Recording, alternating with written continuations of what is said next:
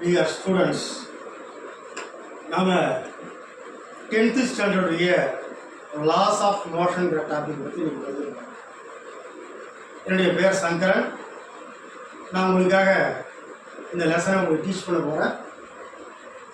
லெசனை பாருங்கள். பிறகு உங்களுக்கு ஏதாவது டவுட் இருந்தால் கொஸ்டினாக கேளுங்க. பிறகு அதற்கான விளக்கம் அளிக்கப்படும். ஸ்டூடெண்ட்ஸ், இப்போ லாஸ் ஆஃப் மோஷனை பற்றி பார்க்கறதுக்கு முன்னாடி இன்னும் சில விஷயங்களை ரொம்ப அனலைஸ் பண்ண வேண்டியதாக இருக்குது. என்ன அப்படின்னு கேட்டிங்கன்னா, ஃபோர்ஸ்னால் என்ன அப்படின்னு முதல்ல ஒரு சந்தேகம் வரும். தமிழில் சொன்னோம்னா விசைன்னு சொல்லுவோம். What is force? இப்போ இயற்கையில் பார்க்குறோம், பல பொருட்கள் தொடர்ந்து ஓய்வு நிலையில் இருக்குது, ரெஸ்ட்டில் இருக்குது. இன்னும் சில பொருட்கள் நகர்ந்து கொண்டு இருக்கிறது, பார்த்துக்கிட்டு இருக்கோம் இல்லைங்களா? இந்த பொருள் ஏன் நகருது, அல்லது ஒரு பொருள் ரெஸ்ட்டில் இருக்குது, இந்த பொருள் ஏன் தொடர்ந்து ரெஸ்ட்டில் இருக்குது அப்படின்னு முதல்ல சிந்தனை பண்ணுறோம். எந்த ஒரு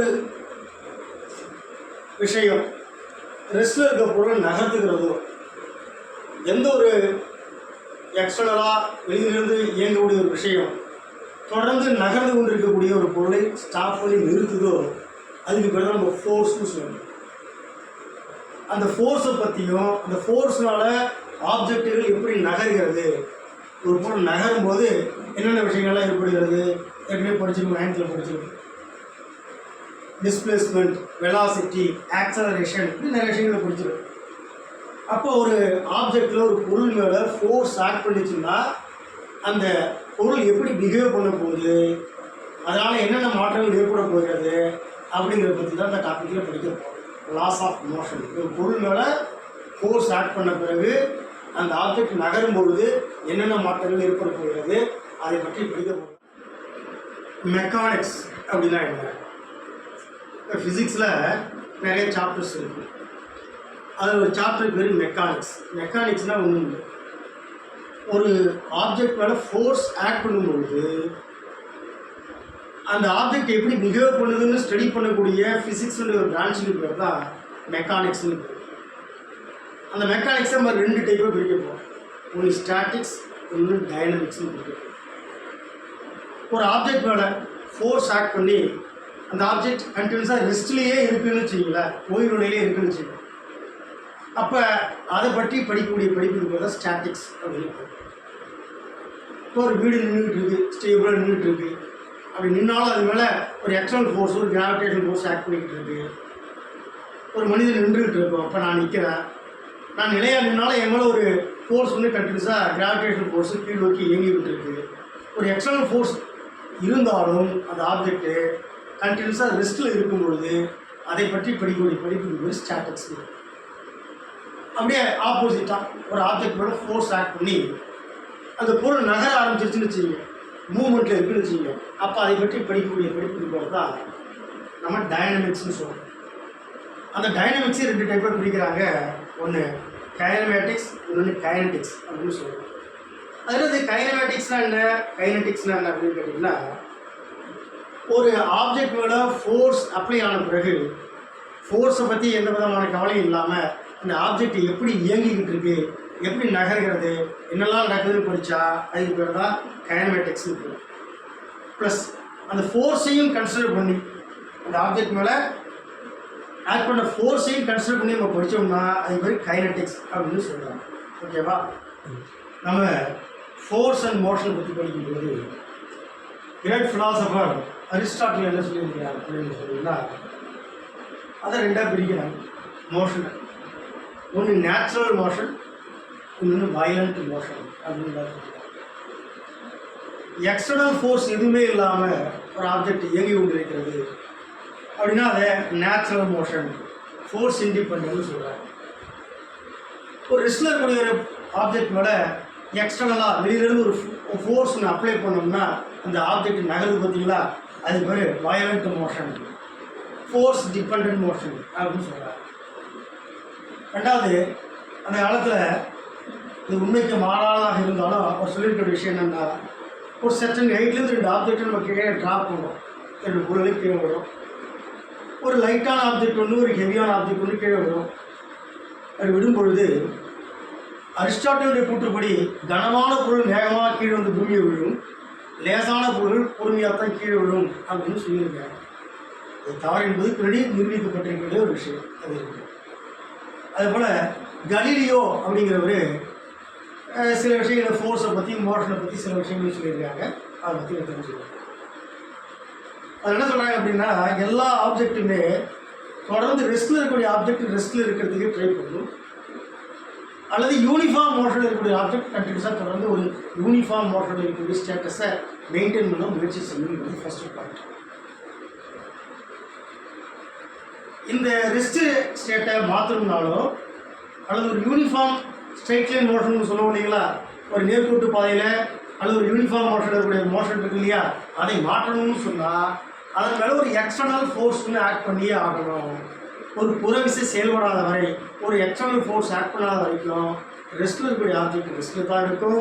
ஒரு யூனிஃபார்ம் மோஷன் இருக்கக்கூடிய ஆப்ஜெக்ட் கண்டினியூஸாக ஒரு யூனிஃபார்ம் மோஷனில் தான் இருக்குன்னு கலீலியோ சொல்லியிருக்கிறார். அதே போல் கலீலியோ தான் டிஃப்ரெண்ட் டென்சிட்டி இருக்கக்கூடிய டிஃப்ரெண்ட் வெயிட் இருக்கக்கூடிய ஆப்ஜெக்ட்ஸை சர்டன் ஹைட்லேருந்து சேம் டைத்தில் ட்ராப் பண்ணோம்னா ஒரே சமயத்தில் தான் அது பூமியை வந்தடையுங்கிறத ஒரு ஃபேமஸான எக்ஸ்பெரிமெண்ட் மூலம் அவர் நிரூபித்திருக்கிறார். இது ரொம்ப தெரிஞ்சுக்கிற விஷயம். இனர்ஷியா அப்படிங்கிற ஒரு டாபிக் பற்றி பாருங்கள். தமிழில் நிலைமம் அப்படின்னு சொல்லுவோம். இனர்ஷியா நம்ம நேரத்தை பேசும்போது சொல்லுவோம், கலீலியோ ஸ்டேட்மெண்ட்டை பற்றி சொல்லுவோம். ரெஸ்ட்டில் இருக்கக்கூடிய ஆப்ஜெக்ட் கண்டினியூஸாக ரெஸ்ட்டில் இருக்கிறது தான் முயற்சி பண்ணும். ஒரு யூனிஃபார்ம் மோஷனில் இருக்கக்கூடிய ஆப்ஜெக்ட் கண்டினியூஸாக ஒரு யூனிஃபார்ம் மோஷனில் இருக்கக்கூடிய ஸ்டேட்டஸை மெயின்டைன் பண்ண முயற்சி பண்ணும் அப்படின்னு சொன்னோம். இது வரைக்கும் சொன்னோம், ஒரு ஆப்ஜெக்ட் மேலே எக்ஸ்டர்னல் ஃபோர்ஸ் ஆக்ட் பண்ணாத வரைக்கும் இந்த நிலையை நீடிக்கும்னு சொன்னோம். அப்போ ஒரு ஆப்ஜெக்ட்டுக்கு என்ன இருக்குது, தன்னுடைய நிலையை மாற்றிக்கொள்வதற்கு மறுக்கிறது. இது வரைக்கும் ஒரு எக்ஸ்டர்னல் ஃபோர்ஸ் ஒரு ஆப்ஜெக்ட் மேலே ஆக்ட் பண்ணாத வரைக்கும் தன்னுடைய நிலையை அது மாற்றிக்கொள்ள மறுக்கிறது. ரெஸ்ட்டில் இருக்கிற ஆப்ஜெக்ட் ரெஸ்ட்லேயே இருக்கணும் அப்படின்னு பார்க்குது. யூனிஃபார்ம் மோஷனில் இருக்கிற ஆப்ஜெக்ட் கண்டினியூஸாக ஒரு யூனிஃபார்ம் மோஷன்லேயே இருக்கணும்னு முயற்சி பண்ணிடும். அது தானாகவே தன்னுடைய ரெஸ்ட்டை மாற்றிக்கிறது இல்லை, தானாகவே தன்னுடைய எக்ஸ்டர்னல் ஃபோர்ஸ் ஆக்ட் பண்ணாத வரைக்கும் தன்னுடைய யூனிஃபார்ம் மோஷனை மாற்றிக்கிறதே இல்லை. இந்த ப்ராப்பர்ட்டி இருக்குது இல்லைங்களா, இந்த ப்ராப்பர்ட்டிக்கு பேர் தான் இனர்ஷியா அப்படின்னு சொல்கிறாங்க, நிலைமம்னு சொல்கிறாங்க. The inherent property of a body to resist any change in its state of rest or the state of uniform motion unless it is influenced upon by an external unbalanced force. It is known as inertia. என்ன சொல்லியிருக்கோம், திரும்ப சொல்கிறோம், வெளியிலிருந்து ஒரு புறவிசை செயல்படாத வரை, அந்த ஆப்ஜெக்டில் இல்லை, வெளியிலிருந்து எக்ஸ்டர்னலாக ஒரு ஃபோர்ஸ் ஆக்ட் பண்ணாத வரைக்கும் ரெஸ்ட்டில் இருக்கிற ஆப்ஜெக்ட் கண்டினியூஸ் ரெஸ்ட்டில் தான் இருக்கும். யூனிஃபார்ம் மோஷனில் இருக்கக்கூடிய ஆப்ஜெக்ட் கண்டினியூஸாக அதனுடைய யூனிஃபார்ம் மோஷனில் இருக்கக்கூடிய ஸ்டேட்டஸில் தான் இருக்கும். தன்னுடைய நிலையை தானாகவே மாற்றிக்கொள்ள முடியாத இந்த தன்மைக்கு, இந்த ப்ராப்பர்ட்டிக்கு பேர் தான் இனர்ஷியா அப்படின்னு குறிப்பிட்டோம்.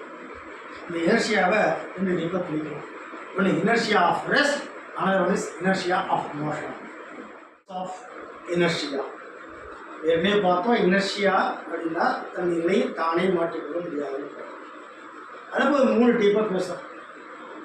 இனர்ஷியா ஆஃப் ரெஸ்ட் என்ன சொன்னோம், ரெஸ்ட்டில் இருக்கிற ஆப்ஜெக்ட் தன்னுடைய ரெஸ்ட் ஸ்டேட்டஸை தானாக மாற்றிக்கொள்ள முடியலன்னா அது பேர் இனர்ஷியா ஆஃப் ரெஸ்ட்.